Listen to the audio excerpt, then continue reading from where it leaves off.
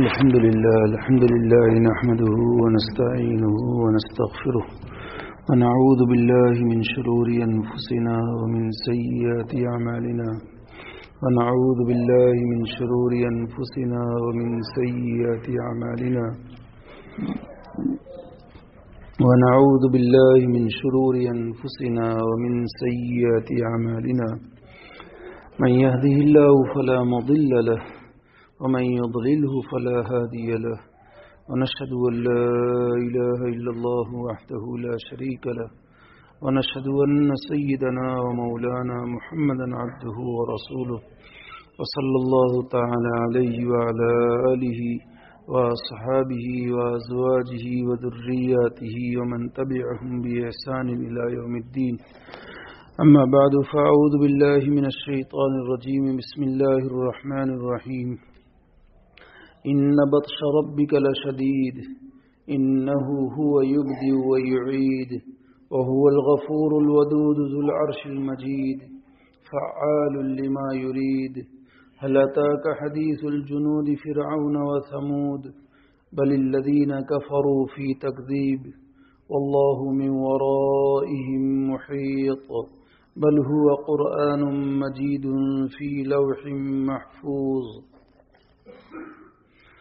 حقیقت یہ ہے کہ تمہارے پروردگار کی پکڑ بہت سخت ہے. وہی پہلی مرتبہ پیدا کرتا ہے اور وہی دوبارہ پیدا کرے گا، اور وہ بہت بخشنے والا، بہت محبت کرنے والا ہے.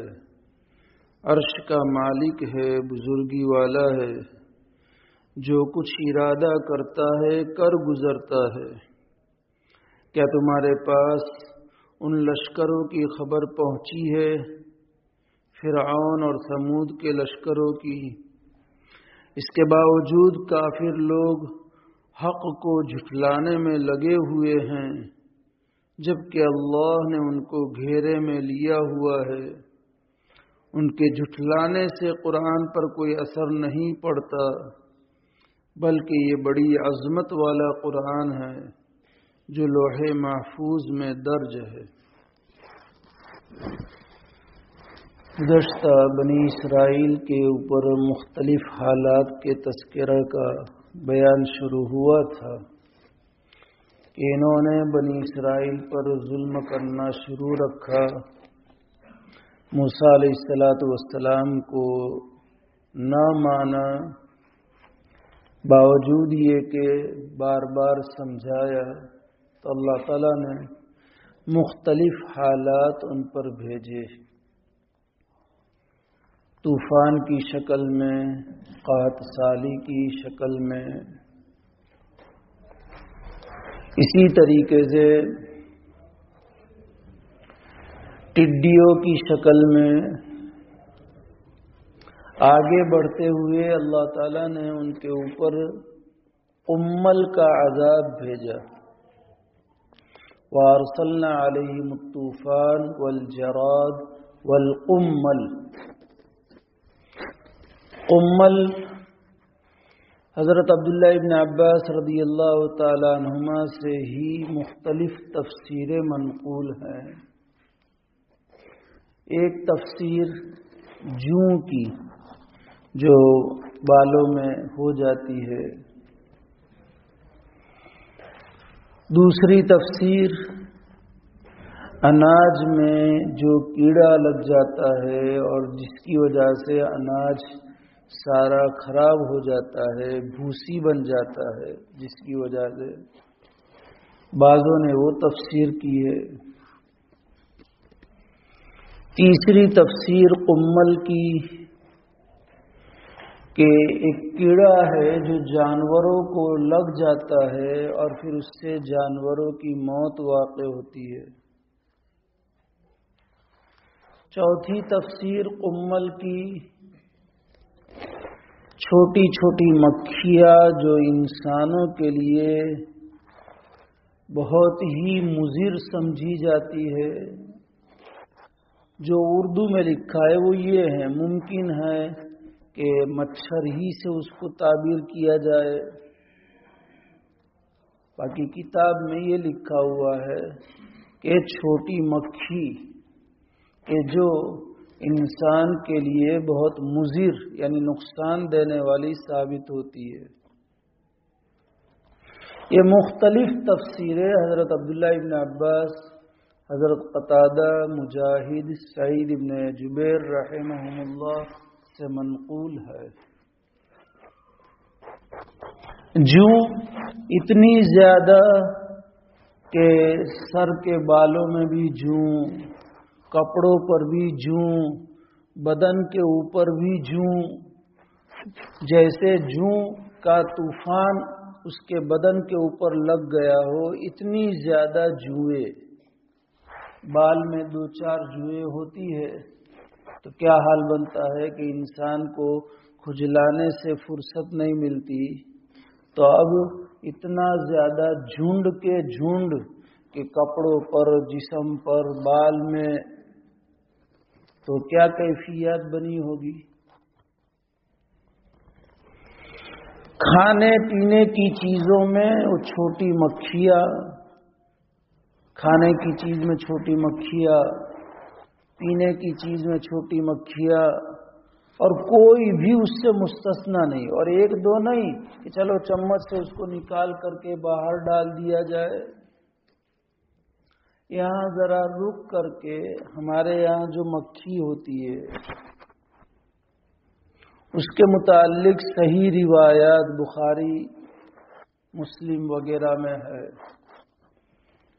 اذا وقع الذباب فی اناء احدکم، جب مکھی تم میں سے کسی کے برتن میں گر جائے، کھانے کے برتن میں مکھی گر گئی، پینے کے برتن میں مکھی گر گئی، تو آپ صلی اللہ علیہ وسلم نے ہم لوگوں کی رہنمائی کے لیے فرمایا کہ اس مکھی کو پوری ڈبو دو، کھانے میں، پینے میں، پھر اس کو باہر نکال دو۔ اگر پھر طبیعت چاہے تو اس کو کھاؤ پیو، طبیعت نہیں چاہتی ہے، نفیس طبیعت ہے، اللہ تعالیٰ نے نعمتوں سے نوازا ہے تو اس کو نہ کھاؤ، دوسرا کھا لو۔ لیکن جو پورے ڈبونے کا حکم آپ صلی اللہ علیہ وسلم نے دیا ہے، خدا آپ علیہ السلام نے فرمایا کہ اس کے 2 پر ہوتے ہیں، ایک پر میں شفا ہے اور ایک پر میں بیماری ہے، اور وہ اپنا وہ پر جس میں بیماری ہے اس کو پہلے ڈالتی ہے، تو اب اس کو پوری ڈبو دیں گے تو شفا والا پر بھی اندر ڈوب جائے گا، تو اعتدال پیدا ہو جائے گا، یعنی بیماری اور شفا دونوں۔ اب وہ کھانا انسان کے لیے یا پینا مضر نہیں ہوگا، نقصان دہ نہیں ہوگا۔ تو یہ درمیان میں مکھی کی مناسبت سے یہ بات سامنے آئی، اور یہ بالکل صحیح روایت میں ہے، بخاری شریف میں بھی ہے۔ تو خیر، ان کے یہاں کھانے میں مکھیوں کا جھنڈ، پینے میں مکھیوں کا جھنڈ، نکالے تو بھی کتنی نکالے، اس سے وہ پریشان ہو گئے۔ جانوروں میں کیڑا لگ گیا تو جانور مرنے لگے، اناج میں کیڑا لگ گیا، اناج سارا صاف۔ ظاہر بات ہے کہ کوئی چیز بھی ایسی نہیں کہ جو ان کے پاس بچے، اور خود جوں میں اتنے مبتلا۔ پھر ایک زمانے تک جو اللہ کو منظور تھا یہ ان میں رہا۔ مفسرین نے لکھا ہے کہ جیسے گزشتہ مجلس میں بات آئی تھی کہ اللہ پاک جو عذاب بھیجتے تھے اس کو 1 ہفتہ مسلسل رکھتے تھے، پھر موسیٰ علیہ السلام کی دعا کی برکت سے وہ ہٹ جاتا تھا، تو 1 مہینے تک عذاب نہیں آتا، پھر وہی جیسے گزشتہ بات آئی تھی کہ وہ ایمان نہیں لاتے تھے، پھر بغاوت، شرکسی، نافرمانی کرتے تھے، پھر اللہ تعالیٰ دوسرا عذاب بھیجتے تھے۔ تو اس موقع پر بھی جانور مرنے لگے، اناج ختم، کھانے پینے کی چیزوں میں مکھیاں، اور خود کے جسم پر، کپڑوں پر جوئیں، پھر پریشان ہوئے، پھر فرعون نے بلایا اور موسیٰ علیہ السلام سے کہا کہ دعا کر دیجئے، بنی اسرائیل کو ساتھ لے جانے کی بھی اجازت دوں گا اور ہم لوگ بھی تمہارے اوپر ایمان لے آئیں گے۔ نبی کی ذات شفیق ہوتی ہے، وہ تو ایمان کے حریص ہی ہوا کرتے ہیں، اور جب پختہ عہد کرے، قسم کھا کر کے بیان کرے، تو نبی کی ذات ایسی ہے کہ وہ ان قسموں کو بھی مان لیتے ہیں۔ ابھی چند دنوں پہلے حدیث پڑھانے کا موقع پر ایک آدمی کو عیسیٰ علیہ السلام نے دیکھا اپنی آنکھوں سے چوری کرتے ہوئے۔ اب نبی کی آنکھ تو غلط، ہماری آنکھ سے ہم دیکھتے ہیں لیکن ہماری آنکھ میں غلطی کا امکان ہے، لیکن نبی کی آنکھ میں غلطی کا کوئی امکان نہیں۔ تو عیسیٰ علیہ السلام چوری کرتے ہوئے دیکھتے ہیں۔ اس سے پوچھا ہل سرقت، کیا تو نے چوری کی؟ تو اس نے جھوٹی قسم کھائی، واللہ ما سرقت، جھوٹی قسم کھانے کا بہت بڑا گناہ ہے، اس کا کوئی کفارہ بھی نہیں ہے سوائے توبہ اور استغفار کے، اور وہ اللہ کے اوپر موقوف ہے، چاہے تو معاف کرے چاہے معاف نہ کرے۔ تو اس نے کہا واللہ ما سرقت، میں نے چوری نہیں کی ہے۔ تو عیسیٰ علیہ السلام نے فوراً فرمایا کہ تو سچ کہہ رہا ہے اور میں جھوٹا ہوں۔ یعنی اللہ کی قسم کا ان کے یہاں اتنا اعتبار، بھلے جھوٹی قسم کھا رہا ہے لیکن اللہ کا نام بیچ میں آ گیا۔ تو یہ فرعون نے موسیٰ علیہ السلام سے پکا وعدہ کیا، قسمیں کھا کر کے کہا، تو موسیٰ علیہ السلام نے دعا کر دی، عذاب ہٹ گیا۔ پھر وہی حال جس طرح پہلے کرتے تھے، بنی اسرائیل کو ستانا، اور جب بھی عذاب ٹلتا تھا، موسیٰ علیہ السلام کی دعا کی برکت سے بنی اسرائیل پر فرعون کی طرف سے سختیاں بڑھتی تھی۔ عذاب ٹلنے کے بعد ایمان لانا تو دور کی بات، اپنی طرف سے ستائے جانے میں تخفیف کہ چلو بھائی کم ستاوے، یہ بھی دور کی بات، اور زیادہ شدت سے سختیاں کہ پہلے آدھے دن تک کام کراتا تھا، اب پورے دن کام کرانا شروع کر دیا۔ آدھے دن کام کر کے چھٹی دے دیتا تھا بنی اسرائیل کو تاکہ ان کو آرام کرنے کا موقع ملے، ان کو اپنے کام کرنے کا، لیکن اب کے وہ پورا دن کراتا تھا اور بھاری بھاری کام کراتا تھا۔ خیر، پھر اللہ تعالیٰ نے ان کے اوپر میںڈک کا عذاب بھیجا۔ کھانے میں دیکھو تو میںڈک ڈراؤں ڈراؤں کرے، پینے میں دیکھو تو میںڈک، اور ایک دو بھی نہیں، یہاں پر بھی لشکر کے لشکر، پینے کی چیزوں میں، کھانے کی چیزوں میں، اٹھنے بیٹھنے کی جگہوں پر، پلنگ کے اوپر سوئے تو بھی سب جگہ پر میںڈک ہی میںڈک۔ اب ظاہر بات ہے کہ انسان کی زندگی اس سے کتنی متنفر ہو جایا کرے گی۔ ایک تو یہ کہ جانور ہو اور پالتو جانور ہو اور اس کی کثرت ہو کہ چلو بھائی فائدہ مل رہا ہے، یہ تو پالتو جانور بھی نہیں، کھانے کے کام میں بھی مستعمل نہیں۔ اور یہ مینڈک ایسا ہے نا، اب مارو گے جلدی مرتا بھی نہیں ہے، میں نے بارہا تجربہ کیا ہے، بہت مار لیکن جلدی سے مرتا بھی نہیں ہے، کتنا بھی آپ مارو نا جلدی سے نہیں مرتا یہ جانور۔ تو اب کرے کیا؟ ہر جگہ مینڈک ہی مینڈک۔ اب پھر وہ تو بولتے بھی ہے، گھر سے بعض حدیث میں تو ہے کہ مینڈک کو مارنا نہیں ہے، تو جب حدیث سامنے آئی اس کے بعد سے مارنا چھوڑ دیا۔ ایک صحابی نے مینڈک کا استعمال دوا میں کیا تھا، آپ صلی اللہ علیہ وسلم کے سامنے بات آئی تو آپ صلی اللہ علیہ وسلم نے منع فرما دیا کہ اس کا دوا میں استعمال نہیں کرنا ہے، اس کو مار کر کے اس کا استعمال نہیں کرنا۔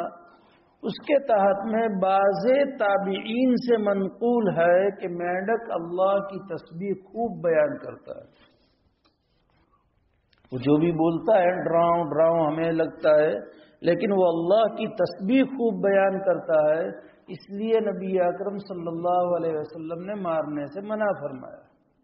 لیکن ان کے لیے تو عذاب کا ذریعہ تھا، ہر جگہ مینڈک جائے تو کہاں جائے، چلے تو بھی مینڈک پر چلنا کس طریقے سے آدمی کے لیے، چلے بیٹھے اٹھے کھائے پیے جہاں جہاں بھی جائیں مینڈکوں کا لشکر۔ اب پھر پریشان، موسیٰ علیہ السلام کو بلایا۔ پھر دیکھو ایک بات ہم کام کرنے والوں کے لیے اللہ تعالی ہمارے دلوں میں یہ بات اتار دے کہ ہم ایک مرتبہ بے سمجھایا تجھے، 2 مرتبہ سمجھایا، کتنی مرتبہ سمجھانے کا، تو پلٹ جاتا ہے، تو پلٹو ہے۔ ہم لوگ اکتا جاتے ہیں اور اکتا کر کے پھر دعوت و تبلیغ اور سمجھانا بجھانا، امر بالمعروف اور نہی عن المنکر کو چھوڑ دیتے ہیں اور اس کی طرف سے نظر ہٹا لیتے ہیں۔ دیکھیے مسلسل ہو رہا ہے، ایک تو سزائیں، تکلیفیں، پھر مسلسل وعدہ کر کے اس وعدے کو خلاف کرنا اور پھر ہر مرتبہ سختیاں بڑھانا۔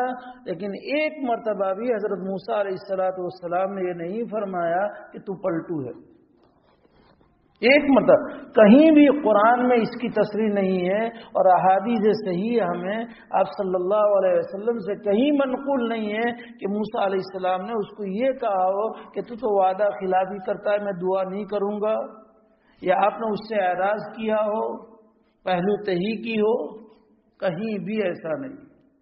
اس میں ہم کام کرنے والوں کے لیے بڑی ہی عبرت کا سامان ہے کہ اتنا زیادہ ہونے کے باوجود بھی جب بلاتا ہے فرعون اور عذاب کے ہٹانے کے لیے دعا کرنے کا کہتا ہے فرعون، فوراً ہاتھ اٹھاتے ہیں، اللہ کی جناب میں عاجزی اور تضرع کر کے گڑ گڑا کر کے دعا مانگتے ہیں، اور انہی کی دعا کی برکت سے یہ عذاب ہٹ بھی جاتا ہے۔ اس موقع پر بھی مینڈک کا عذاب ختم ہو گیا، لیکن پھر وہ وعدہ خلافی، ایمان نہیں لایا، بنی اسرائیل کو ساتھ بھیجنے کی بات تھی وہ بھی نہیں، بلکہ اب سختی سے منع کر دیا کہ بنی اسرائیل کو بھی نہیں بھیجوں گا اور تم بھی میرے سامنے مت آنا۔ خیر، پھر اللہ کی نافرمانیوں کی بنیاد پر اس کے اوپر عذاب آیا، دم یعنی خون کی شکل میں۔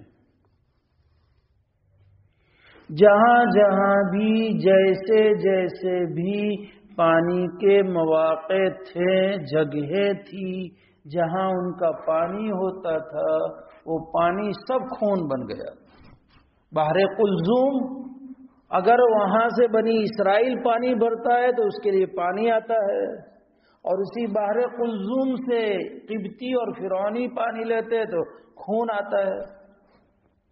چشموں میں، ندیوں میں، نالیوں میں، کنویں کی شکل میں، جہاں بھی اگر یہ اپنے گھروں میں بھرا ہوا ہے وہ بھی، اور نیا لاتے ہیں تو وہ بھی سب کے سب بنی اسرائیل کے لیے پانی ہے اور قبطی کے لیے خون ہے۔ اب کیا کرے؟ پیے گا کیا پیے گا؟ پکائے گا کیسے پکائے گا؟ کوئی بھی جگہ ایسی نہیں تھی کہ جہاں سے ان کو ایک قطرہ پانی کی شکل میں ملے۔ وہ پانی دیکھ کر کے جاتے تھے، لیکن جب وہ اسے وصول کرتے تھے اور حاصل کرتے تھے تو ان کے ہاتھ میں آنے کے بعد وہ خون کی شکل میں تبدیل ہو جاتا تھا، خون کا ذائقہ، خون کا رنگ۔ تو کیا کریں گے؟ اور یہ بالکل مفسرین نے لکھا ہے کہ بنی اسرائیل کے یہ پانی تھا، گزشتہ بات آئی تھی نا کہ ایک بنی اسرائیل کا گھر، ایک قبطی کا گھر، ایک بنی اسرائیل کا اور ایک قبطی کا، تو پانی ان کے یہاں تو گلے تک تھا، بنی اسرائیل کے یہاں پانی بالکل نہیں۔ یہ لوگ بنی اسرائیل کے پاس پانی لینے جاتے اور وہ دیتے بھی تھے، لیکن جب وہ لیتے تھے بنی اسرائیل کے گھر میں رہتے ہوئے تو بھی خون کی شکل میں۔ اللہ تعالیٰ کا یہ عذاب ان کے لیے ایسا تھا کہ زندگی تلخ ہو گئی تھی، جینا دوبھر ہو گیا تھا، کیونکہ انسان کھانے پینے سے چلا سکتا ہے، مسلسل پھر یہ پانی بغیر کیسے چلے گا؟ اور پھر سارے لوگ ایک دو ہو تو کہیں مجاہدہ بھی کر لے، برداشت بھی کر لے کسی طرح، لیکن یہ تو پوری قوم کے لیے، حتیٰ کہ فرعون کے لیے بھی یہی بات تھی، اور اسے تو اپنے ایگو کا سوال تھا، انا ربکم الاعلی، سارے فرعونی اس کے پاس آتے تھے کہ تم رب ہو تو لاؤ پانی، اب سب کو جواب دینا بھی مشکل تھا، کیا کرے؟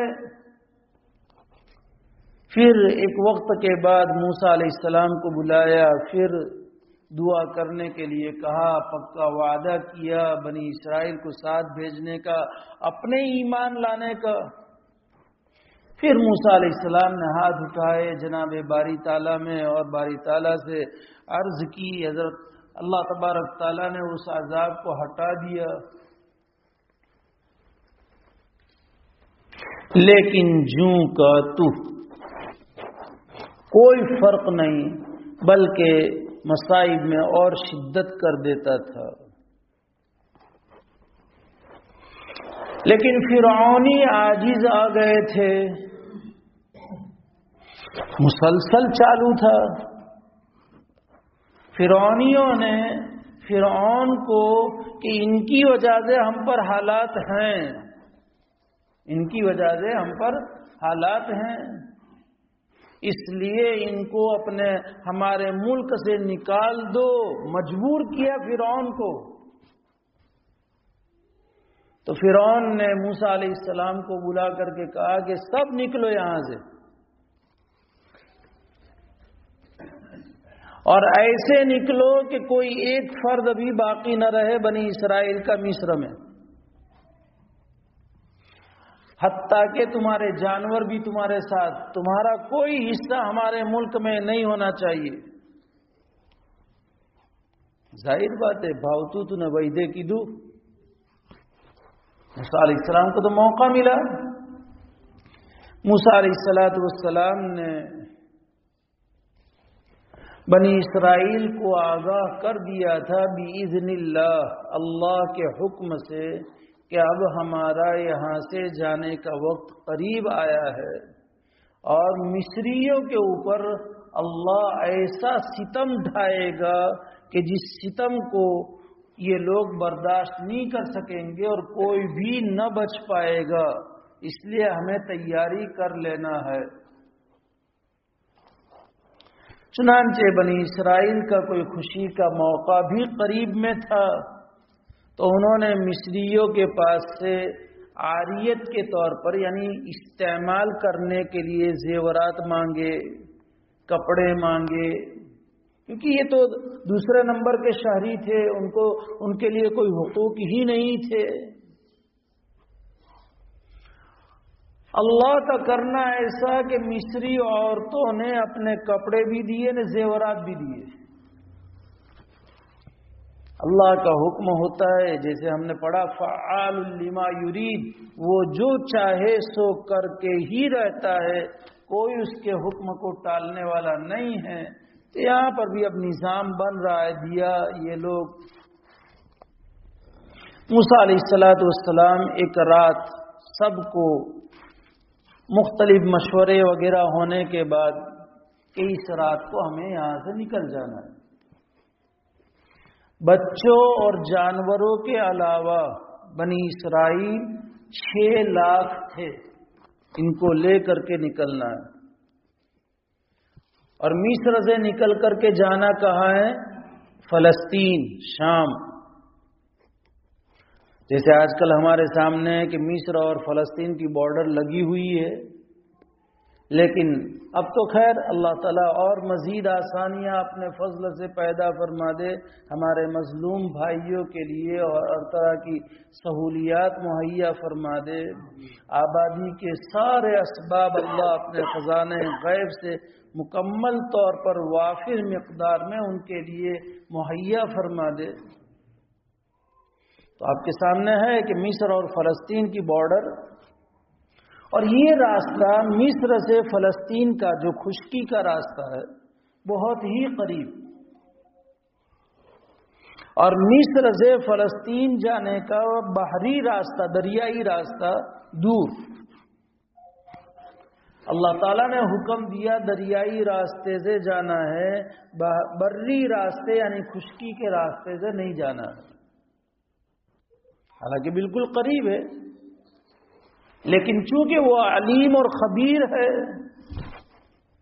اسے پتا ہے کہ ادھر یہ نکلیں گے، اس کو اپنے فیصلے پر ندامت ہوگی کہ نکل جاؤ یہاں سے، کہ ایسے نوکر چاکر کہاں ملیں گے مفت کے، ایسے خادمائیں، ایسی مامائیں، ایسی گھر کی داسیاں جو گھر کے سارے کام اور بڑے کٹھن کام اور بڑے پرلے درجے کے اور نچلے درجے کے کام ہماری عورتیں تو نہیں کر پائے گی۔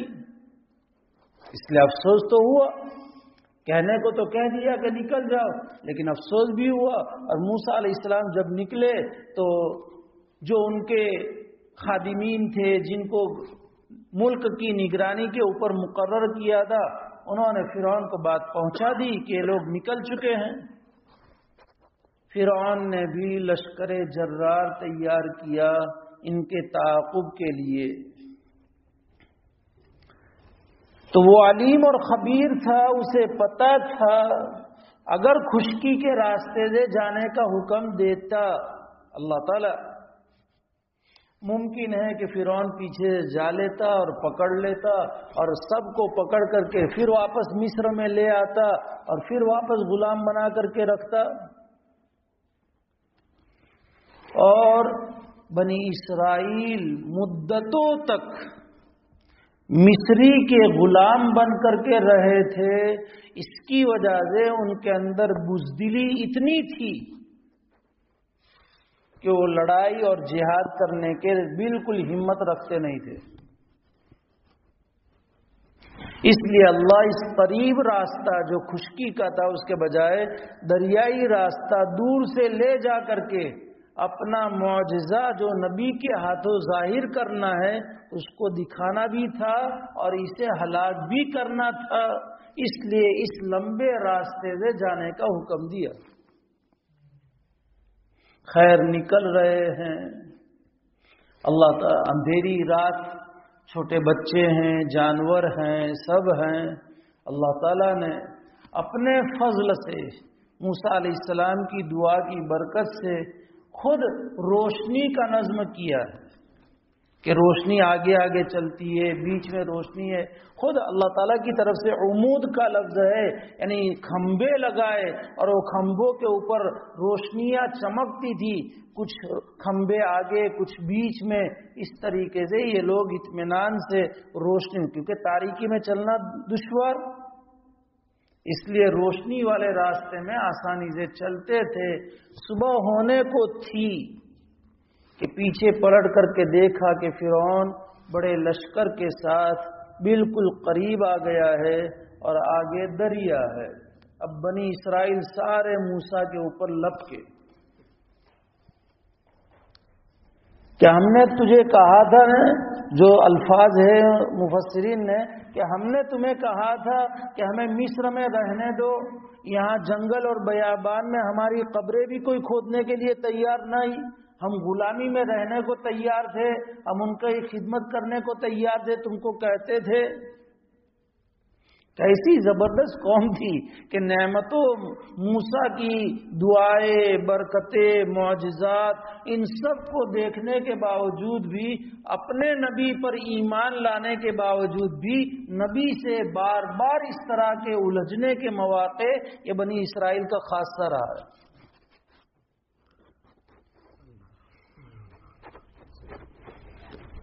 اللہ ہماری بھی حفاظت فرمائے۔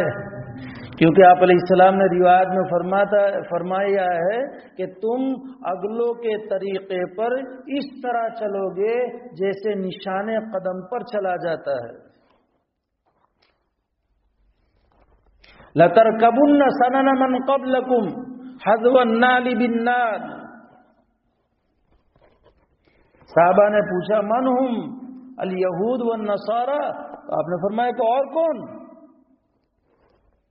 کہ اگر اس میں سے کوئی گوہ کے سوراخ میں داخل ہوا ہوگا تو تمہارے اندر بھی ایسے پیدا ہوں گے کہ جو گوہ کے سوراخ میں داخل ہو، اور اگر اس نے ان لوگوں میں سے کسی نے اپنی ماں کے ساتھ بدکاری کی ہے تو تم میں بھی ایسے پیدا ہوں گے کہ جو اپنی ماں کے ساتھ بدکاری کریں گے. سمجھانا ہے مجھے، اس لیے کہہ رہا ہوں کہ ہم علماء کو بھی نہیں چھوڑتے ہیں، داعیہ نے دین کو بھی نہیں چھوڑتے. اب نبی تو ہے نہیں تو نائبین نبی ہیں، نائبین نبی کو نشانہ بناتے ہیں. یہی تو، نبی کو نشانہ بناؤ، نائبین نبی کو نشانہ بناؤ، ان پر طعن، ان پر تشنی.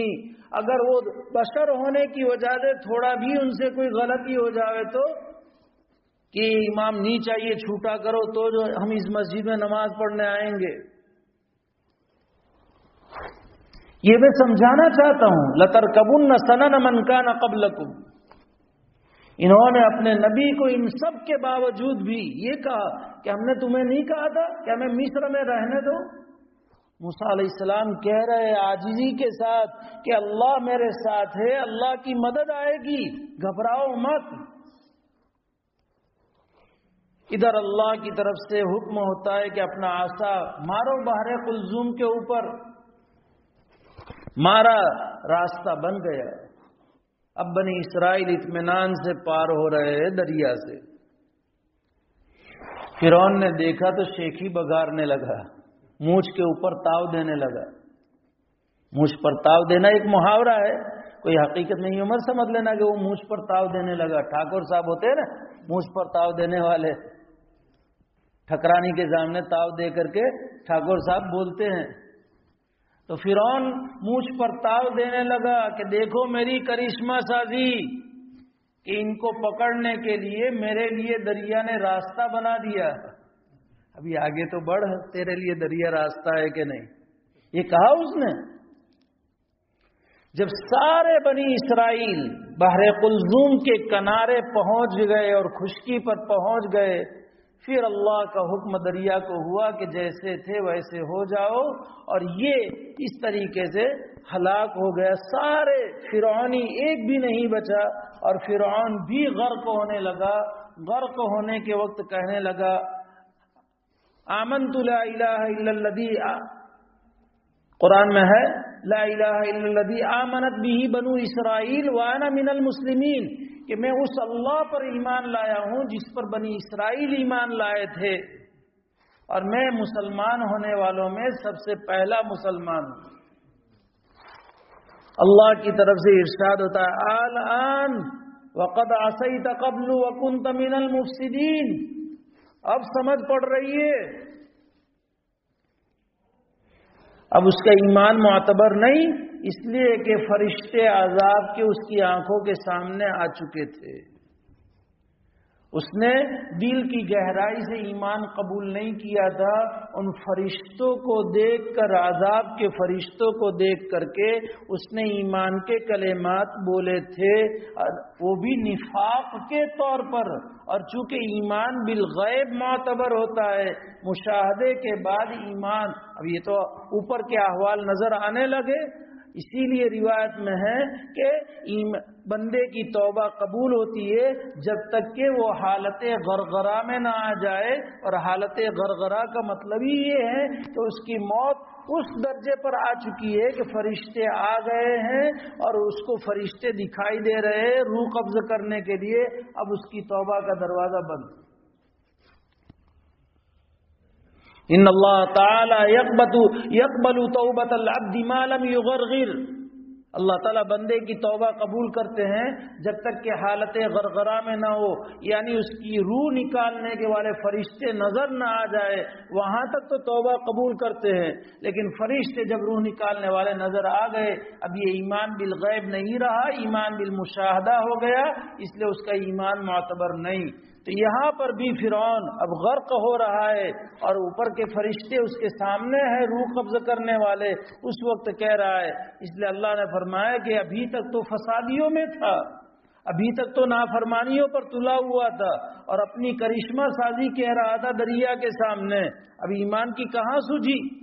الآن وقد عصیت قبل وکنت من المفسدین، اور سن لے فالیوم ننجیک ببدنک لتکون لمن خلفک آیہ، تیرے بدن کو ہم پیچھے والوں کے لیے باقی رکھیں گے، اور وہ تاکہ عبرت حاصل کرے۔ وہی جو موسیٰ علیہ السلام کے زمانے میں فرعون تھا، اس کا شب آج بھی مصر کے میوزیم میں محفوظ ہے، اس طور پر کہ اس کی ناک کا تھوڑا حصہ کٹا ہوا ہے کہ ڈوبنے کے وقت مچھلی نے تھوڑا سا ناک کا حصہ کھا لیا تھا، اس کی وجہ سے وہ ناک کا حصہ کٹا ہوا ہے، باقی اس کا پورا جسم آج تک محفوظ ہے۔ اس طریقے سے اللہ تبارک تعالیٰ نے باوجود یہ کہ لشکر تھا، ملک تھا، حکومت تھی، سیاست تھی، مال و دولت تھا، سب کچھ تھا، لیکن ہم نے ان کو طاقتور ہونے کے باوجود ہم نے ان کو ختم کر دیا چٹکی بھر میں۔ یہ ہے وَهَلْ أَتَاكَ حَدِيثُ الْجُنُودِ، کیا تمہارے پاس ان لشکروں کی خبر پہنچی؟ فرعون کے لشکر کا یہ حال ہوا۔ قوم سمود، یہ عرب قوم ہے، عرب کے باشندے ہیں، مقام ہجر قرآن میں ہے وَلَقَدْ كَذَّبَ أَصْحَابُ الْحِجْرِ الْمُرْسَلِينَ، ہم نے ہجر والوں نے رسولوں کو جھٹلایا۔ یہی ہجر ان کا مین مقام تھا، صدر مقام تھا، جسے ہم اپنی زبان میں کیپٹل کہتے ہیں، پاٹ نگر جیسے گاندھی نگر گجرات کا ہے۔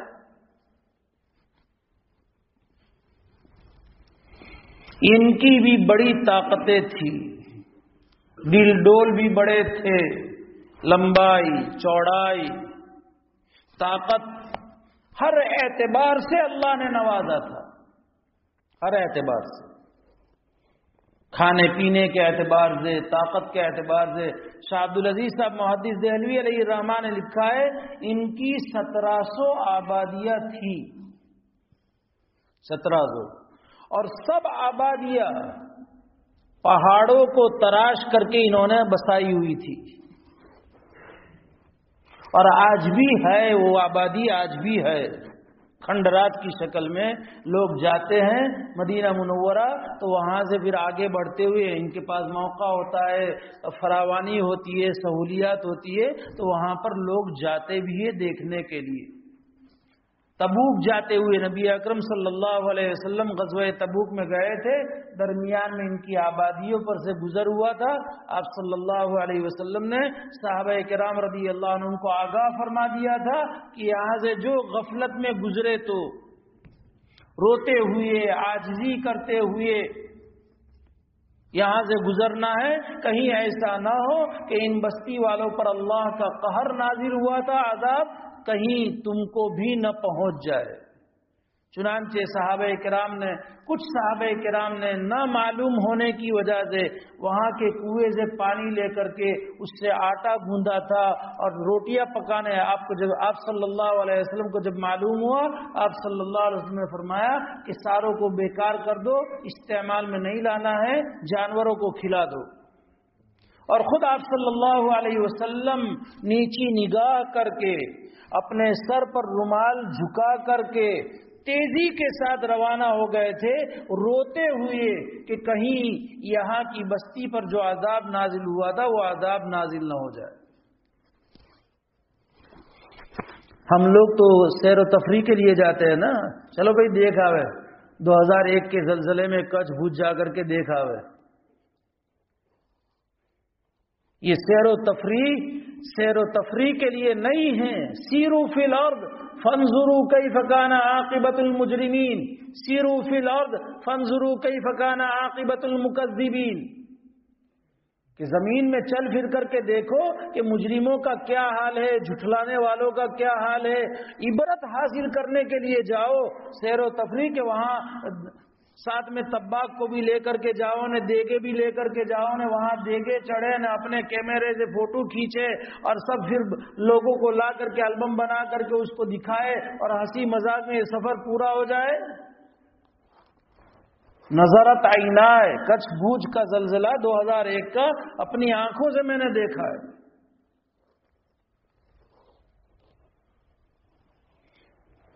تو یہ سمود کی بستیاں سب کچھ اللہ نے نوازا تھا، بڑے ماہر انجینئر تھے، پہاڑوں کو تراش تراش کر کے حویلیاں بنانے والے تھے.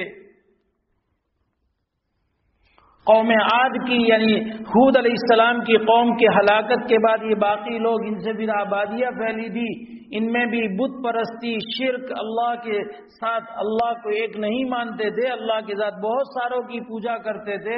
صالح علیہ السلام نے بہت سمجھایا لیکن چوری اور سینہ زوری. صالح علیہ السلام کو کہتے تھے کہ ارے صالح ذرا تو سوچو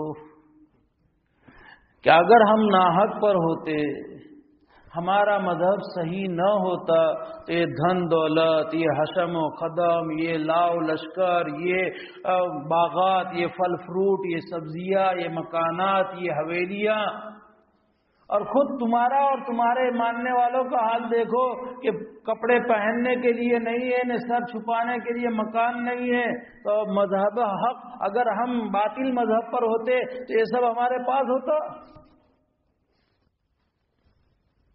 پھر ان کو تعجب بھی تھا کہ صالح کے اندر کیا خصوصیت کہ ان کے اوپر وحی آنے لگی. انزل علیہ الذکر من بیننا، ان کے لیے کون سے سرخاب کے پر لگے ہوئے ہیں.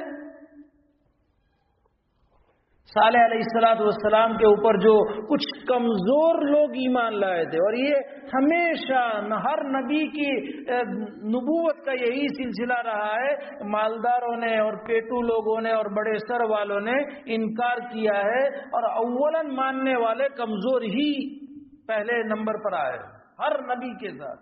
دیکھیے بلال ہے، سلمان ہے، صہیب رومی ہے، کہاں کہاں کے ہیں، دو چار ہے ابو بکر اور عثمان، باقی تو اکثر نیچے کے طبقے کے ہیں.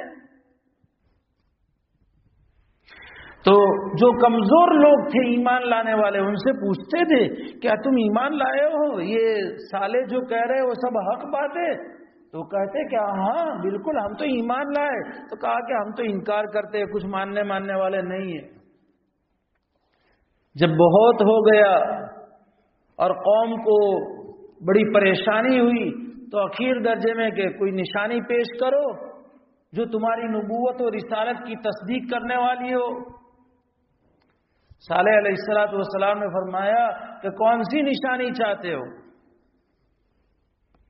کہا کہ یہ شہر کے کنارے پر جو پہاڑ ہے، اور بعض مفسرین نے کہا کہ شہر کے کنارے پر ایک بہت بڑا پتھر تھا کہ اس پتھر سے ایک اونٹنی نکالو جو بہت بڑی اونٹنی ہو، 10 سالہ اونٹنی ہو، اور اونٹنی بھی گابھن ہو اور پتھر سے نکل کر کے فوراً بچہ دے. صالح علیہ السلام نے فرمایا دیکھو تم معین نشانی مانگتے ہو، اللہ کا دستور ہے کہ معین نشانی کے آنے کے بعد اگر کوئی قوم ایمان نہیں لاتی تو پھر اللہ تعالیٰ فوراً ہلاک کر دیتے ہیں، اس لیے سوچ لو ابھی بھی. کہا کہ نہ بالکل پکی قسم کھا کر کہتے ہیں. قسم سے سمجھ میں آیا؟ ہاں. صالح علیہ السلام نے نماز پڑھ کر کے اللہ سے دعا کی. لکھا ہے مفسرین نے کہ پتھر اور پہاڑ جس طرح ایک زچگی کے موقع پر عورت کو درد ہوتا ہے یا بچہ دینے والے جانور کو جس طریقے سے بچہ دینے کے وقت کیفیت ہوتی ہے، اس طریقے سے پہاڑ بھی حرکت کرنے لگا، متزلزل ہونے لگا، پہاڑ پھٹا اور اندر سے ایک اونٹنی نکلی، اتنی ہی بڑی جیسی انہوں نے مانگی تھی، اور اس نے بھی نکل کر کے فوراً بچہ جنا۔ حضرت عبد المجید صاحب دریابادی نور اللہ مرقدہ نے لکھا ہے کہ آج بھی وہ پہاڑ ہے، اور وہ پہاڑ میں 60 فیٹ لمبا سوراخ آج بھی ہے جہاں سے اونٹنی نکلی تھی۔ تفسیر ماجدی میں خود عبد المجید صاحب دریابادی رحمۃ اللہ علیہ نے لکھا ہے کہ آج بھی 60 فیٹ لمبا، اس کا مطلب کہ وہ اونٹنی 60 فیٹ اونچی ہوگی، لکھا ہے کہ 60 فیٹ کا آج بھی سوراخ اس پہاڑ سے جہاں سے اونٹنی نکلی تھی آج بھی ہے۔ مزید انشاءاللہ آئندہ چلیں گے، ختم ہو گیا 35 ہے، اچھا 35 پر ہے، ٹھیک ہے، تو انشاءاللہ سورت پوری کرنے کا بھی موقع مل جائے، اللہ کرے۔ اونٹنی نکلی، بچہ دیا، اور بچہ بھی ویسا ہی جیسی اونٹنی کا رنگ اور جس کیفیت کے ساتھ تھی ویسا ہی بچہ بھی۔ صالح علیہ السلام کے اس معجزے کو دیکھ کر کے رؤسائے سمود میں سے جندع ابن عمرو فوراً اسلام قبول کر لیا بلا جھجک۔ دوسرے سرداروں نے بھی اسلام لانے کے لیے اپنی پیشکش دکھائی، لیکن وہاں حفظ الرحمان صاحب سیوہاروی رحمۃ اللہ علیہ کی کتاب قصص القرآن، اور یہ قصص القرآن پڑھنی چاہیے بالکل بے غبار واقعات قرآن کے حقانیت کے ساتھ، ادھر ادھر کی کوئی بات نہیں۔ وہاں حفظ الرحمان صاحب سیوہاروی رحمۃ اللہ علیہ نے ابن کثیر علیہ الرحمہ کے حوالے سے نقل کیا ہے کہ ان کے یہ انہی کے الفاظ ہے جو میں بول رہا ہوں، ان کے مندر کے مہنتوں نے یہ الفاظ نقل کیے، ان کو اسلام لانے سے روکا، جس میں ایک کا نام تھا جزائب ابن عمرو اور دوسرے کا نام تھا رباب ابن صفر۔ ان دونوں نے یہ دوسرے جو اسلام لانے کے لیے تیاری دکھائی تھی سرداروں نے، ان کو روکا، اس لیے وہ اسلام لانے سے رک گئے۔ خیر، صالح علیہ السلام نے فرمایا دیکھو یہ ہے، لیکن تم اسلام نہیں لائے تو اب کم سے کم تو تمہیں یہ کرنا ہے وَلَا تَمَسُّوهَا بِسُوءٍ فَيَأْخُذَكُمْ عَذَابٌ أَلِيمٌ، کہ دیکھو یہ اونٹنی اور اس کا بچہ ہے، اس کو برائی کے ساتھ بھی ہاتھ مت لگانا ورنہ تو عذاب آ جائے گا۔ لہذا اب ضابطہ یہ ہے کہ تم نے مانگی ہے اور تمہارے مانگنے پر اللہ نے یہ نعمت دی ہے، تو اب یہ ہے کہ اب پانی پینے کا اور چرنے کی باری مقرر ہوگی۔ ایک دن یہ اونٹنی پانی پیے گی اور چراگاہوں میں چرے گی، اس دن تمہارے جانور نہیں آئیں گے، اور جس دن تمہارے جانور کے چارہ چرنے کی باری ہوگی اور پانی پینے کی باری ہوگی اس دن اونٹنی نہیں آئے گی۔ ظاہر بات ہے کہ اتنی بڑی اونٹنی، اس کو دیکھ کر ہی دوسرے جانور بھڑکتے تھے، بدکتے تھے اور بھاگ جاتے تھے۔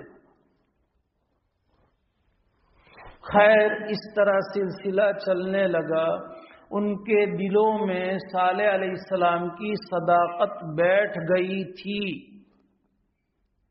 لیکن بس محض عناد، سرکشی، غرور اور تکبر اور حسد کی بنیاد پر یہ لوگ ایمان نہیں لا رہے تھے۔ اب باری چلتی تھی، اب جس دن ان کے جانور نہ چریں گے چراگاہ میں تو اس دن کیا ہوتا تھا، یہ اونٹنی کے دودھ سے پوری بستی سیراب ہوتی تھی۔ انداز لگائیے کتنی بڑی اونٹنی ہوگی، اور میں نے آپ کو بتایا 1700 بستیاں تھی، اور چراگاہ میں اکیلی ہی چرتی تھی، یہ اور اس کا بچہ، اور کنویں سے پانی پیتی تھی، اور شام کو اس کے دودھ سے پوری بستی سیراب ہوتی تھی، اور پھر وہ اپنی باری پوری ہو جاتی تو جس پتھر سے نکلی تھی اس پتھر میں واپس چلی جاتی تھی۔ پھر دوسرے دن جانور چرتے تھے بستی والوں کے، پھر جب ان کی باری، اس طرح سلسلہ چلتا رہا۔ لیکن جن کی قسمت میں اللہ نے شقاوت اور بدبختی لکھی ہوتی ہے وہ پوری ہو کر کے رہتی ہے۔ کچھ دنوں تک کوئی سلسلہ چلا، لیکن کہ یہ کیسا کہ ہماری زمین نے سالے کی اونٹنی اس میں چرے اور ہمارے جانور نہ چرے، لیکن عقل ان کی مر گئی تھی، عقل ان کی مر گئی تھی کہ اس کا دودھ ملتا تھا جس سے پوری قوم سیراب ہوتی تھی، یہ کیا کم فائدہ تھا؟ لیکن جب شقاوت اور بدبختی لکھی ہوئی ہوتی ہے تو ایسا ہی ہو کر کے رہتا ہے۔ آپس میں مشورے ہونے لگے کہ نہ رہے بانس نہ بجے بانسوری، اونٹنی کو قتل کر دیا جائے تو یہ تقسیم کا مسئلہ ہی ختم ہو جائے، اونٹنی نہیں رہے گی تو پھر تقسیم کا مسئلہ بھی نہیں رہے گا۔ لیکن بلی کے گلے میں گھنٹ کون باندھے؟ مشورے تو کہ چوہے نے کھڑے ہو کر کے کہا، بوڑھے چوہے نے کہ گھنٹ باندھ دی جائے، گھنٹی باندھ دی جائے تاکہ وہ آوے تو پتہ چل جاوے تو سب چوہے بلوں میں گھس جاوے۔ لیکن باندھنے کون جاوے؟ رائے تو بڑے میاں کی بہت اچھی ہے، لیکن کون باندھے گا؟ ہمت کرو گے بڑے میاں تم؟ یہی مسئلہ تھا، مشورتے ہوئے کہ قتل کرے، لیکن کون قتل کرے اتنی بڑی اونٹنی؟ اور صالح علیہ السلام نے فرما دیا تھا فَيَأْخُذَكُمْ بِعَذَابٍ أَلِيمٍ، اور دلوں کو تو تصدیق ہو چکی تھی، لیکن جو خواہشات کے دلدادے ہوتے ہیں اور خواہشات کے پجاری ہوتے ہیں، میرے الفاظ پر غور کیجئے گا، میں یہ الفاظ کیوں بول رہا ہوں۔ آج بھی جو خواہشات کے پجاری ہوتے ہیں، عورتوں کے دلدادے ہوتے ہیں، ناجائز تعلقات کے خواہش مند ہوتے ہیں، اور جیسا کہ معاشرے میں آج عام ہے، ان کو شریعت کا پاس و لحاظ کچھ بھی نہیں ہوتا، دیکھی جائے گی، پھر کالر پکڑ کر کے یہ دیکھ لیں گے، تاؤ دیتے ہیں مونچھوں کے اوپر۔ یہ خواہشات کے پجاریوں کا حال ہوتا ہے کہ پھر انہیں یہاں نص قطعی ہے، وعید کا یقین ہے، اور اس ذات کی زبان سے کہ جس کا ان کے دلوں کو یقین ہو چلا ہے۔ چنانچہ صدوق نامی عورت قوم سمود میں تھی اور بڑی خوبصورت تھی اور بڑی مالدار تھی، اس نے اپنے آپ کو ایک شخص مصدع نامی تھا اس کے سامنے پیش کیا کہ تمہارے تو میں اپنی ذات تجھے سونپ دوں گی۔ الا فاتقوا الدنیا واتقوا النساء، دنیا سے بھی ڈرتے رہو اور عورتوں سے بھی ڈرتے رہو۔ فإن أول فتنة بنی اسرائیل فی النساء، بنی اسرائیل میں سب سے پہلا جو فتنہ برپا ہوا ہے وہ عورتوں کی وجہ سے ہوا ہے۔ حدیث ہے، صحیح حدیث ہے، میں آپ کے سامنے ذکر کر رہا ہوں۔ یہ صدوق نے مصدع کے سامنے اپنے آپ کو پیش کیا، تو ایک تو تیار ہوا خواہش کا پجاری کہ مالدار بھی ہے اور سفید چمڑی بھی ہے، دوسری ایک عورت تھی جس کا نام تھا عنیزہ، نیا نام ہے، ہاں نئے نام کر کے کہیں رکھ نہ دئیو پھر، ہاں کہ پہلی مرتبہ آیا ہے۔ عجیب حال ہے۔ میں اپنے طلبا کو اب ایک مثال سمجھانے کے لیے، عورتوں کے نام میں ایمن نام رکھتے ہیں، عورتوں کے نام میں اقصی نام رکھتے ہیں۔ عربیت کے اعتبار سے عورت کا نام ایمن اور اقصی رکھنا صحیح نہیں۔ ایمن اور اقصی یہ میل کے نام ہے، فیمیل کے نام نہیں ہے، لیکن بہتی دنیا میں ہم بھی بہ جائیں گے، بس ملان ہے ایمن اقصی، یہ صحیح طور پر میں کہہ رہا ہوں۔ عربیت کے اعتبار سے ایمن یہ اس میں تفضیل مذکر کا صیغہ ہے، اقصی اس میں تفضیل مذکر کا صیغہ ہے، مؤنث ہے ہی نہیں، یمنا مؤنث ہے اور قصوہ مؤنث ہے، لیکن بس ام ایمن ہے لڑکی کہ وہ ایمن کی ماں، تو یہ تو لڑکی کا نام ہو سکتا ہے، لیکن بس ایمن، بس لغت میں دیکھ لینا، وہ مولانا نے کہا ہے کہ ایمن کا معنی بہت اچھا ہے، اقصی کے معنی بہت اچھا ہے۔ ارے بھائی سوچو تو صحیح، اس لیے جہاں نام کی بحث تو آتی ہے نا، تو میں فوراً کہتا ہوں کہ اچھے نام، انبیاء کے نام، اللہ کے صفاتی نام کے ساتھ عبد کو جوڑ کر کے حدیثوں میں اس کی ترغیب ہے، لیکن یہ گوگل نے سارا ستیہ ناش کر دیا ہے۔ اور پھر گوگل پر تلاش کریں گے اور گوگل پر معنی بھی ملے گا، مفتی صاحب اس کا معنی بتائیں، مفتی صاحب کا امتحان لیں گے۔ میں تو صاف طور پر نہ کہ مجھے نہیں پتا ہے اس میں کون سی عزت جائے گی، تو بھی کون سی عزت ہے اپنی کہ جائے گی بھی تو کہا ہو تو جاوے نا، لیکن صاحب میں کہہ دیتا ہوں، کوئی نیا نام آتا ہے میں کہہ دیتا ہوں، اور مجھے کوئی پوچھتا ہے تو میں ایسے ہی پرانے نام۔ یہ ذرا سمجھو، تو انیزہ نامی نے اپنی ایک بیٹی تھی، بڑی خوبصورت بیٹی تھی، اس کو قدار ابن سالف کے سامنے پیش کیا کہ اگر تو اس اونٹنی کو قتل کر دے تو میری بیٹی تیرے حوالے، شادیاں کر کے پھر زندگی بھر خوشیاں منائیو۔ تو دو تو تیار ہو گئے خواہش کے پجاری، دوسرے لوگوں نے ساتھ دینے کا وعدہ کیا۔ چنانچہ جب اونٹنی نکلی اور چراگاہ کی طرف جا رہی تھی، انہوں نے اونٹنی کے اوپر حملہ کر دیا، اور حملہ کر کے پھر 9 آدمی تھے یہ، ان سب نے مل کر کے اس اونٹنی کو ذبح کیا۔ بچے نے اپنی ماں کا یہ حال دیکھا، جانور بھی تو سمجھتے ہیں نا، اسی لیے تو حدیث میں ایک جانور کو ذبح کیا گیا ہو، اس کے سامنے دوسرے جانور کو ذبح نہ کرو، یہ حدیث میں ہے صاف طور پر کہ اس کا خون دیکھے، تڑپتے ہوئے دیکھے گا تو اس کا خون سوکھ جائے گا، تو ذبح کرنے سے پہلے ہی وہ ذبح ہو جائے گا، اس لیے ممانعت ہے۔ تو بچہ، آخر بچہ وہ بھی جانور ہے، اور یہ تو آیت من اللہ تھا، اللہ کی خاص نشانی تھی۔ بچہ دیکھ کر کے سہم گیا، چیختا ہوا اور چلاتا ہوا، جس پہاڑ سے ماں نکلی تھی اسی پہاڑ میں وہاں جا کر کے ٹھہرا، اور پھر تھوڑی دیر کے بعد اندر چلا گیا، ہمیشہ ہمیشہ کے لیے۔ صالح علیہ السلام کو پتا چلا، صالح علیہ السلام نے بڑے درد ماندانہ اور بڑے رونے کے انداز میں قوم سے فرمایا کہ جس کا ڈر تھا آخر وہی ہوا، اب 3 دن کا انتظار کرو، 3 دن میں تم پر خدا کا عذاب آیا جاتا ہے۔ ابھی بھی توبہ کرنے کی فرصت نہیں ہے، اتنے جری بن چکے ہیں۔ چنانچہ علامہ آلوسی علیہ الرحمہ کے حوالے سے لکھا ہے کہ پہلا دن ہوا، سب کے چہرے زرد پڑ گئے، پیلے، خوف لگتا ہے تو جسم کا خون اڑ جاتا ہے نا، پھک پڑ جاتا ہے، سب کے چہرے پیلے پڑ گئے۔ انہیں بھی انداز ہو گیا کہ اب جانے کا وقت ہے، لیکن ابھی بھی توبہ کرنے کا موقع تھا۔ صالح علیہ السلام کے کہنے تک اس وقت بھی توبہ کر لیتے تو ان کی توبہ قبول ہو جاتی، لیکن نہیں کی۔ دوسرے دن سب کے چہرے انتہائی سرخ ہو گئے۔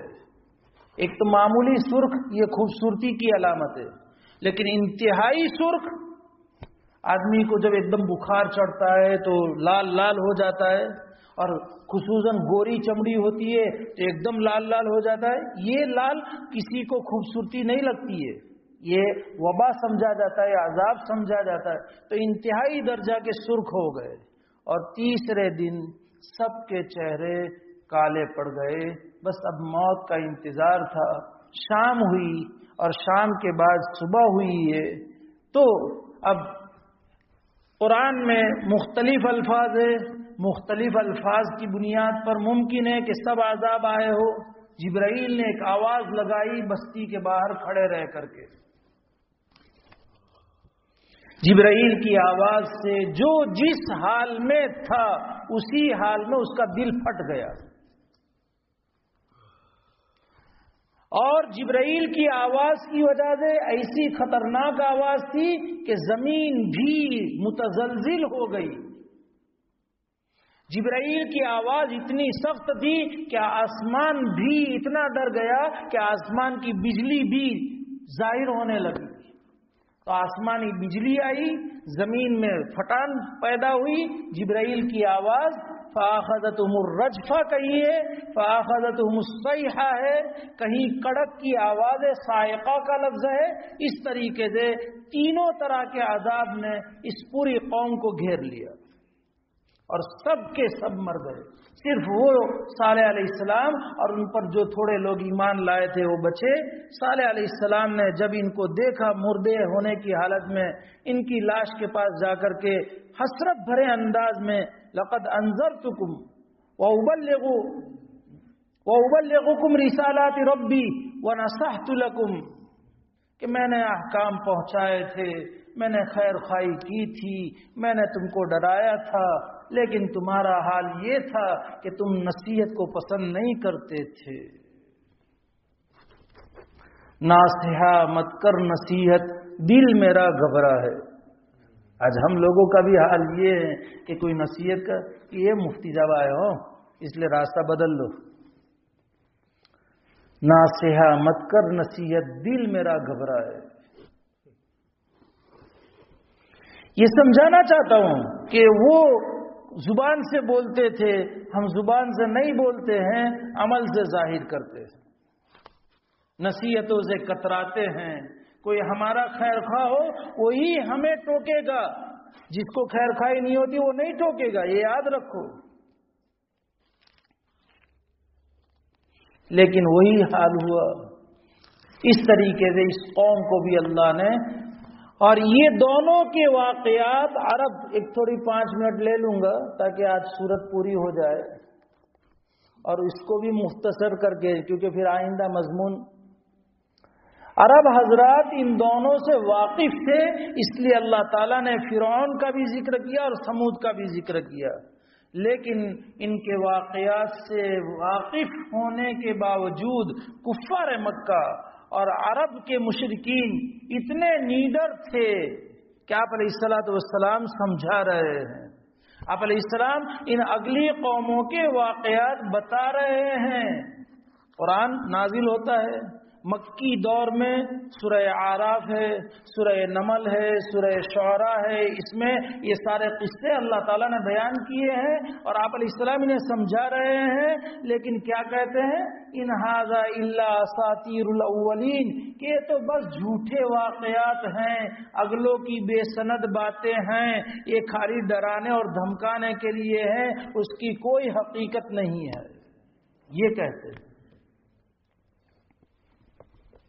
بل الذین کفروا فی تکذیب، کہ کافر لوگ جھٹلانے میں پڑے ہوئے ہیں جبکہ اس کی صداقت یقینی ہے،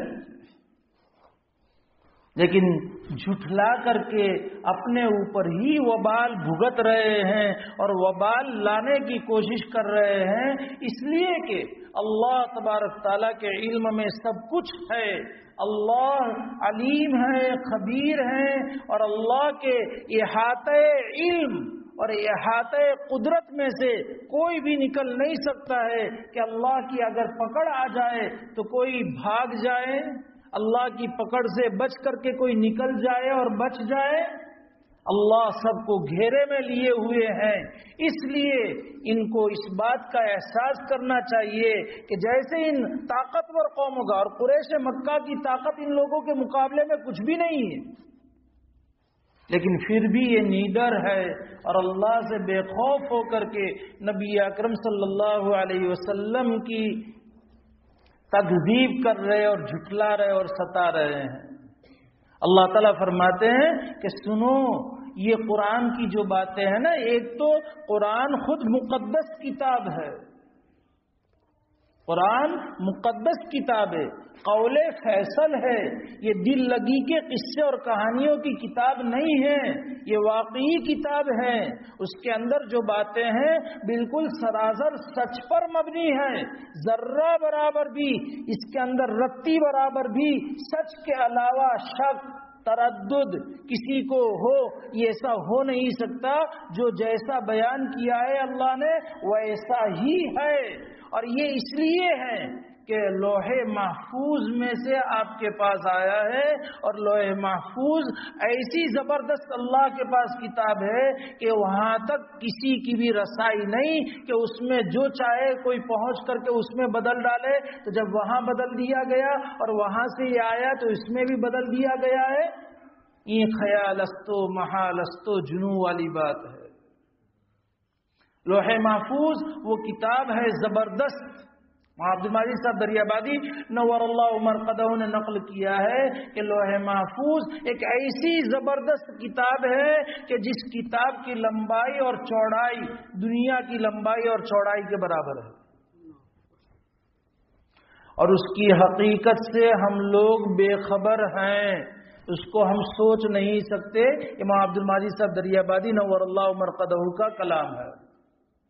ابن کثیر علیہ الرحمن اور شاہ عبد العزیز صاحب محدث دہلوی علیہ الرحمن نے لکھا کہ یہ سفید موتی کے اوپر لکھی ہوئی کتاب، لوح محفوظ پورا سفید موتی۔ کتنا بڑا موتی ہوگا کہ لکھا ہے کہ اس کی اونچائی آسمان اور زمین کے بیچ کی ہے اور اس کی چوڑائی مشرق اور مغرب کے بیچ کی ہے۔ تو ایک موتی اس کے اوپر لوح محفوظ، اتنا بڑا موتی، اور اس کے کناروں کے اوپر یاقوت پتھر لگے ہوئے ہیں۔ اس کا قلم نور کا ہے۔ ابن عباس رضی اللہ تعالیٰ عنہما کی روایت ابن کثیر نے اور شاہ عبد العزیز صاحب محدث دہلوی علیہ الرحمن نے نقل کی ہے۔ آج سبحان اللہ ابھی ہم بھی پڑھ لیں گے انشاءاللہ، لیکن پورا ہو جائے۔ تو اس کے کناروں کے اوپر یاقوت لگے ہوئے، قلم نور کا قلم ہے، جس سے ہر چیز اللہ نے اس کے اندر لکھ دی ہے۔ اس میں یہ قرآن مجید بھی لکھا ہوا ہے، اور اس کا ایک سرا اللہ کے عرش سے لگا ہوا ہے، اور اس کا دوسرا سرا فرشتے ملک معظم اور ملک معزز یعنی معظم اور معزز فرشتے کی گود میں ہے، اور وہاں تک کسی کی رسائی نہیں ہو سکتی ہے۔ اور اس میں یہ لکھا ہوا ہے اللہ تعالیٰ نے، اس کی پہلی سطر لوح محفوظ کی پہلی سطر جو ابن کثیر اور شاہ عبد العزیز صاحب نے لکھا وہ یہ ہے کہ لا الہ الا اللہ محمد الرسول اللہ، لا الہ الا اللہ محمد الرسولی، کہ میرے اللہ کے سوا کوئی معبود نہیں اور محمد میرے رسول ہے۔ تو گویا کہ لوح محفوظ میں سب سے پہلی جو بات لکھی گئی وہ اللہ کی وحدانیت کے ساتھ نبی اکرم صلی اللہ علیہ وسلم کی رسالت کو لکھا گیا ہے۔ پھر آگے لکھا کہ وَهُوَ عَبْدُهُ وَرَسُولُهُ، وہ اللہ کے بندے اور اللہ کے رسول ہے۔ اور من آمن باللہ عز وجل، جو اللہ عز وجل پر ایمان لایا، وصدق بوعده، اور اس کے وعدوں کو سچا جانا، واتبع رسولہ، اور اس کے رسول کی اتباع کی، ادخلہ اللہ الجنہ، اللہ تعالیٰ اسے جنت میں داخل کریں گے۔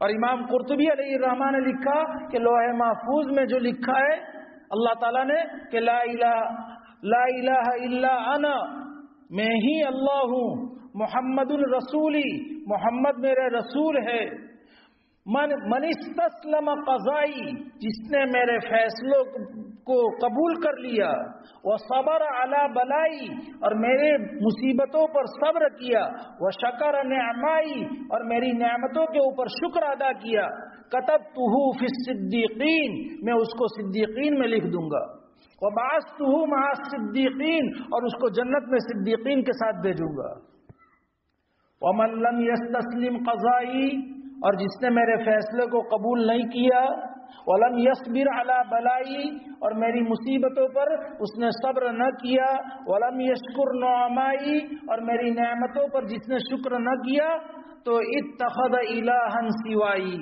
وہ کسی اور کو میرے علاوہ کسی اور کو معبود بنا لے، میں اس کا معبود نہیں ہوں۔ تو یہ لوح محفوظ میں لکھا ہوا ہے۔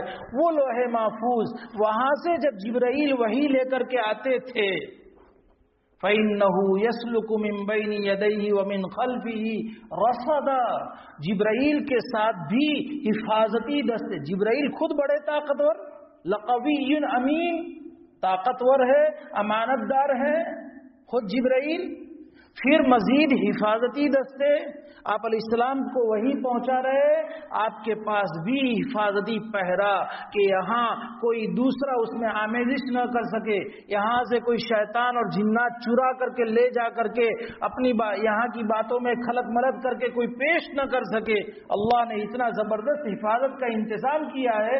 اس حفاظت کے ساتھ جب یہ قرآن آ رہا ہے تو اے عقل مندو جو اپنے آپ کو عقل مند کہتے ہو، ذرا تو سوچو کہ اس کو جھٹلایا جائے گا، اس کے اندر کوئی غلط بات ہو سکتی ہے؟ ہرگز ہرگز نہیں ہو سکتی۔ تو پھر ان واقعات سے عبرت حاصل کر کے اللہ سے ڈر کر کے میرے رسول کی اتباع کرو اور ایمان لے آؤ تو کامیاب ہو جاؤ گے۔ سبحان اللہ و بحمدہ، سبحانک اللہم و بحمدک، نشہد ان لا الہ الا انت، نستغفرک و نتوب الیک۔ سبحان ربک رب العزة عما یصفون و سلام علی المرسلین والحمد للہ رب العالمین۔